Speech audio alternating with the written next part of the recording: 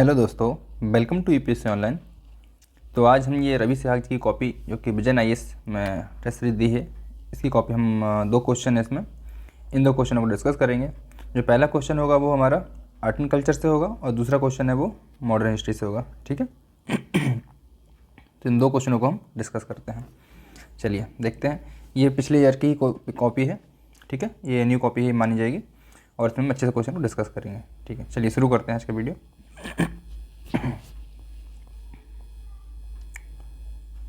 तो यहाँ दिख रहा होगा आपको स्क्रीन पे पहला क्वेश्चन। विजयनगर साम्राज्य की स्थापत्य कला अद्वितीय विशेषताओं से युक्त एक विशिष्ट शैली है। उदाहरणों के साथ सविस्तर वर्णन कीजिए। मैं इंग्लिश में भी क्वेश्चन पढ़ दे रहा हूँ। The architecture of Vijayanagar kingdom has a distinctive style comprising of unique feature elaborate with examples. ठीक है, 150 वर्ड्स में आपको ये क्वेश्चन को लिखना है और 10 नंबर का ये क्वेश्चन है। अब देखिए, हम क्वेश्चन की डिमांड को समझते हैं। क्वेश्चन की डिमांड क्या है? क्वेश्चन दिया गया है विजयनगर साम्राज्य की स्थापत्य कला अद्वितीय विशेषताओं, यानी कि जो स्थापत्य कला है उसकी अद्वितीय विशेषताएं क्या है, उससे युक्त एक विशिष्ट शैली। विशिष्ट शैली कैसे बनी है, इसके हमें एग्जाम्पल देके इसको सविस्तर वर्णन करना है। ठीक है, तो यहाँ रवि जी ने कैसे लिखा है? हरिहर व बुक्का द्वारा स्थापित 1336 से 1565 विजयनगर साम्राज्य न केवल अपने क्षेत्रगत विस्तार के कारण प्रसिद्ध था, अपितु विद्या व्यसनी व कला प्रेमी शासकों द्वारा पोषित कलाओं की दृष्टि से भी इसने भारतीय वास्तुकला में नए आयाम जोड़े। हमने ये दिखा दिया विजयनगर साम्राज्य क्या था, किसने स्थापित किया था, यहाँ पर हमने चर्चा कर दी है, थोड़ी सी इसकी विशेषताओं के बारे में बता दिया और ये थोड़ा क्लू छोड़ दिया कि आगे इसमें क्या क्या विशेषताएं चर्चा करेंगे। ठीक, ये इसकी भूमिका हो गई। काफ़ी स्पष्ट और संक्षिप्त भूमिका यहाँ पे दी गई है। आगे बताया गया है कि जो विजयनगर में जो वास्तुकला है, वास्तुकला किन भागों में डिवाइड है? एक शहरी दुर्ग व प्रकोष्ठ भाग में, दूसरा महल और तीसरा मंदिर। इस प्रकार की वास्तुकला आपको विजयनगर साम्राज्य में देखने को मिलेगी।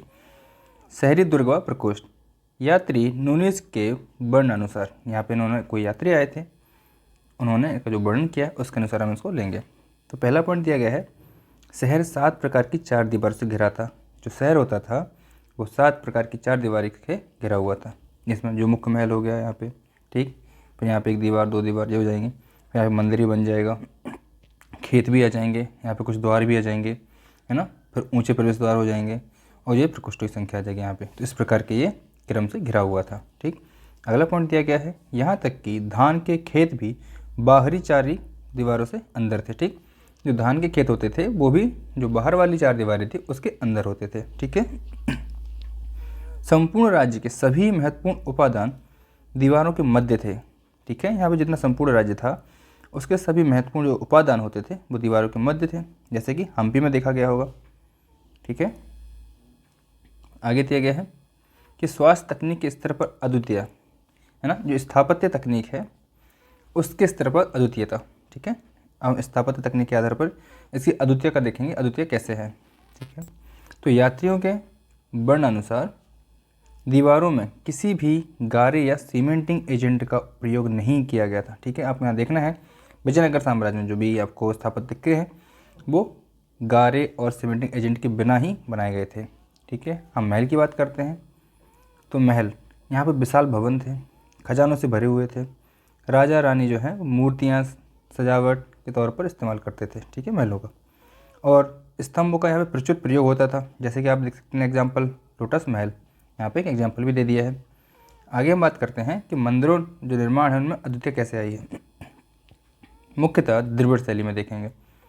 ऊंचे प्रवेश द्वार होते थे, यहाँ पे गोपुरम देखने को मिले, गोपुरम भी कहा जाता है, इसलिए दुश्मनों से बचाने के हेतु। अद्वितीय अप्राकृतिक चित्रकारियों व मूर्तियों का प्रयोग किया गया, आपको देख सकते हैं यहाँ पे लियोग्राफिक या लियोग्रिक। ठीक है, इस प्रकार का हमने एग्जाम्पल दे दिया है। अगला आता है नए प्रकार के नए प्रकार के मंडल व श्राइन। आप यहाँ देख सकते हैं जो नए प्रकार के जो मंडल बनाए गए थे वो श्राइन। ठीक है, यहाँ पे उदाहरण दे दिया है एक अम्मान श्राइन और कल्याण मंडप जो कि शिव के मंदिर में देखने को मिलता है। इस प्रकार विभिन्न स्तरों पर विजयनगर साम्राज्य की वास्तुकला अपनी प्रकृति में अद्वितीय ही नहीं थी वरन पूर्ववर्ती शैलियों का अगला चरण भी था। यहाँ पे दिखा दिया है जो विजयनगर साम्राज्य की स्थापत्य कला है वो आने वाले चरणों को लेकर चल रही थी, ठीक है। ये फ्यूचर को देखते हुए काम कर रहे थे, ठीक है। इसलिए अपडेटेड कला भी मानी जाएगी, इसका अपग्रेड वर्जन कहलाएगा, ठीक है। पुराने पूर्ववर्ती कलाएँ हैं। तो इस प्रकार से आंसर को उन्होंने सॉल्व किया है। आप यहाँ देख सकते हैं कितने संक्षिप्त तरीके से चीज़ों को क्रमानुसार रखा गया है, बाद में एक संक्षिप्त निष्कर्ष भी दे दिया है, ठीक। तो इस प्रकार से आपको एक चित्र के माध्यम से आपने चित्र बना दिया है यहाँ पे, ठीक है। चित्र बना के आप थोड़ा आंसर को अच्छा कर सकते हैं, इसमें इंटरेस्ट आता है पढ़ने में, ठीक। थोड़ा थ्योरी दे दिया, कुछ डायग्राम बना दिए, जैसे आपको यहाँ पे डायग्राम दिख रहा होगा, ये डायग्राम बना के चीज़ों को समझा दिया है, ये भी आप कर सकते हैं। तो इस प्रकार से आप आंसर को समझ सकते हैं, ठीक। एक बार फिर से आप क्वेश्चन पढ़ लीजिए। विजयनगर साम्राज्य की स्थापत्य कला अद्वितीय विशेषताओं से युक्त एक विशिष्ट शैली है, उदाहरणों के साथ विस्तार कीजिए। यहाँ पे दिखा दिया है कि कैसे अद्वितीय विशेषताओं से युक्त एक विशिष्ट शैली है, ये भी बता दिया है, और इसका हम एग्जाम्पल दिए हैं हर चीज़ों में, ठीक। इस प्रकार से हमने क्वेश्चन को सॉल्व कर दिया है, एक अच्छे से बेसिक आंसर माना जाएगा, ठीक। अब हम चलते हैं दूसरे क्वेश्चन की ओर। अगला क्वेश्चन है हमारा, वो मॉडर्न इंडिया से है। यद्यपि लॉर्ड विलियम बेंटिंक का कार्यकाल छोटा था, तथापि इसे स्थायी सुधारों, ठीक, ऐसे सुधार जो परमानेंट सुधार भी हम कहते हैं, के लिए जाना जाता है, सविस्तर वर्णन कीजिए। इंग्लिश में पढ़ देते हैं। Although the tenure of Lord William Bentinck was thought it was marked by enduring reform elaborate, ठीक है। 150 वर्ष में इसको भी आपको लिखना है। चलिए तो देखते हैं पहले क्या किया गया है कि लॉर्ड विलियम बेंटिक के बारे में बताया गया है कि छोटा कार्यकाल था, इन्होंने कैसे सुधारों को लेकर आगे बढ़ाया। तो यहाँ देखते हैं कि लॉर्ड विलियम बेंटिक एक शांत, सज्जन व सुधारवादी मानसिकता के व्यक्ति थे, जिन्होंने इंग्लैंड के सुधारवादी आंदोलनों में भाग लिया था। अतः यही मानसिकता भारतीय कार्यकाल, इनका कार्यकाल कितना था, 1823 से 1835 में भी दृष्टिगोचर होती है, ठीक है। तो उन्होंने बता दिया है कि जो विलियम बेंटिक हैं वो आगे कैसे काम करेंगे, कैसे उन्होंने अपने जीवन में काम किया था, इन्होंने भारत के संदर्भ में एक परिचय दे दिया है। चलिए अब हम देखते हैं कि उन्होंने आगे कौन कौन से सुधार किए हैं। तो हम पहले सुधार की बात करते हैं, प्रशासनिक सुधार।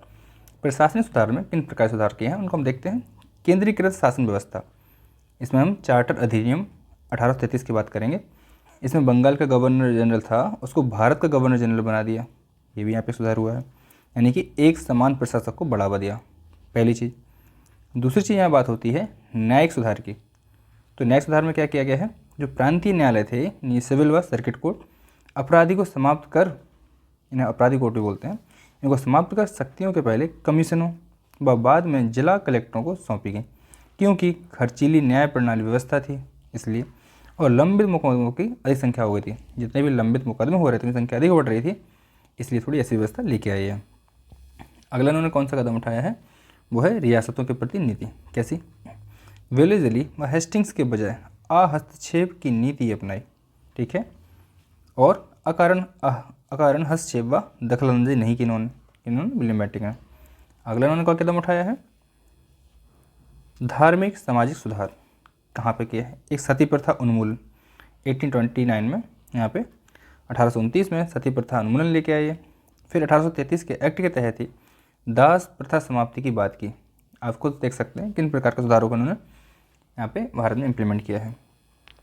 आगे हम बात करते हैं समतावादी। तो समतावादी सुधार के अंदर क्या आएगा, 1833 के एक्ट में प्रतियोगी परीक्षाओं व नौकरी का आधार क्या है, योग्यता को माना गया है, ठीक, ये रखा है। आप शैक्षिक सुधार की बात करेंगे तो भारतीय शिक्षा को बढ़ावा देने हेतु मैकाले समिति, ठीक है, आज भी हम पढ़ते हैं मैकाले समिति प्रासंगिकता क्या है, क्यों महत्वपूर्ण मानी जाती है, इससे अक्सर एग्जाम में क्वेश्चन पीटी में भी पूछा जाता है, ठीक। फिर आगे उन्होंने क्या दिखाया है, एक निष्कर्ष दे दिया है छोटा सा। इस प्रकार पूर्ववर्ती गवर्नरों के विपरीत जो बेंटिक है, उन्होंने प्रगतिशील व सुधारवादी मानसिकता का परिचय देते हुए आर्थिक, सामाजिक, प्रशासनिक स्तर पर सुधारों को उद्वेलित किया है। आप देख सकते हैं कितनी अच्छी शब्दावली का यूज़ किया गया है। ये शब्दावली ही आपको अपने एग्जाम में डालनी है, ठीक है। इससे क्या होता है, आपका जो आंसर होता है, आपकी जो भाषा होती है वो सटीक होती है और थोड़ा प्रभावी मानी जाती है। आप सटीक अगर प्रभावी भाषा का उपयोग करते हैं तो आपके आंसर में वैल्यूएबल लगता है और अच्छे मार्क्स मिल जाते हैं, ठीक है। एक बार फिर से हम क्वेश्चन को देख लेते हैं कि क्या क्वेश्चन की डिमांड के अनुसार ही आप अभी तक आंसर पढ़ रहे थे, ठीक है।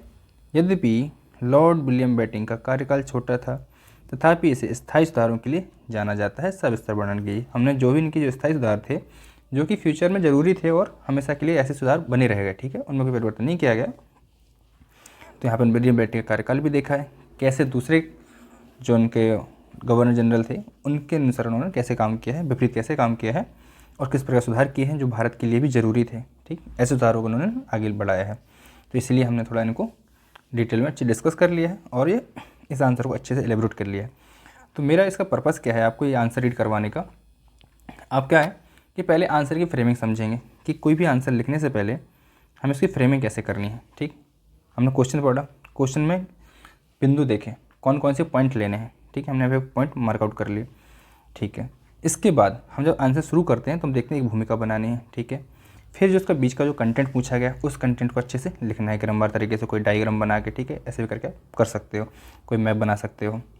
उसके बाद आप जो इशू आते हैं, कुछ समस्याएं आती हैं और आगे की राह भी होती है कोई, वो भी आपने लिख दी। और फिर जो आपका बचता है निष्कर्ष, वो आपने एक निष्कर्ष दे दिया। इस तरीके से क्या होता है, आपको जो आंसर है एक अच्छे से मेथड में आंसर तैयार हो जाता है और जो एग्जामिनर होता है उसको भी पढ़ने में एक इंटरेस्ट आता है। और आपको इसी प्रकार के आंसर लिखने हैं ताकि एग्जामिनर को आकर्षित करें। इससे क्या होगा, आपके एग्ज़ाम में जो मार्क्स लिख आएंगे वो दूसरों की अपेक्षा अच्छे आएंगे। ठीक है, और यही जो आपके आधा आधा नंबर भी अगर आपके आंसर में बढ़ता है, एक नंबर बढ़ता है, आधा नंबर बढ़ता है, यही आपको रैंक दिलाएगा। ठीक है, आप समझ सकते हैं यहाँ पर रैंक का कितनी बड़ी भूमिका होती है।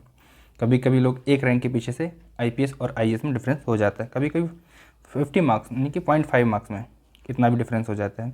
तो आपको यहाँ ध्यान देना है कि मार्क्स कैसे अचीव करने हैं, किन तरीक़ों से अचीव करने हैं। तो आपको बहुत ही गंभीरता से और बिल्कुल शांत स्वभाव से इस आंसर को, आपको जितने भी UPSC में क्वेश्चन पूछे जाते हैं उनके आंसर्स को आपको लिखना है। ठीक है, तो आप कमेंट करके बताइएगा कि आपको ये आंसर्स समझ में आ रहे हैं या नहीं आ रहे हैं, कि आपके लिए या बिगिनर्स के लिए सही है सीरीज या नहीं है।